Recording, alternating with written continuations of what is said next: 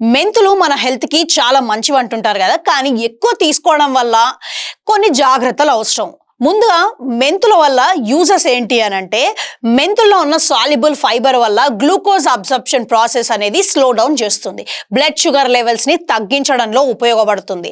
Post meal sugar spikes తగ్గించడంలో కూడా cooperate చేస్తుంది.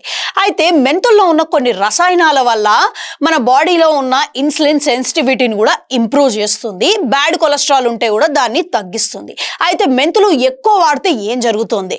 మెంతులు ఎక్కువ తీసుకోవడం వల్ల మెయిన్ గా డయాబెటిస్ టాబ్లెట్స్ వాడతారు కదా, అలాంటి వాళ్లకు హైపోగ్లైసిమియా రిస్క్ ఉంటుంది. ఏం లేదు, షుగర్ అనేది ఒక్కసారిగా డౌన్ అయిపోవడం, ఇంకేంటంటే ఇండైజెషన్, ఇలాంటి గ్యాస్ట్రిక్ ప్రాబ్లమ్స్ కూడా వచ్చే అవకాశాలు ఉన్నాయి.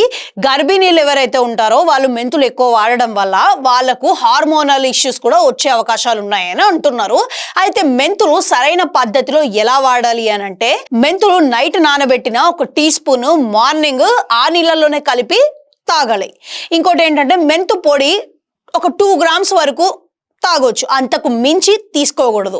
ఒక మెయిన్ సజెషన్ ఏంటి అని అంటే, డయాబెటీస్ వాళ్ళు టాబ్లెట్స్ వాడతారు కాబట్టి మెంతులు తీసుకునే ముందు డాక్టర్ని కన్సల్ట్ అయ్యి వాడడం చాలా మంచిది.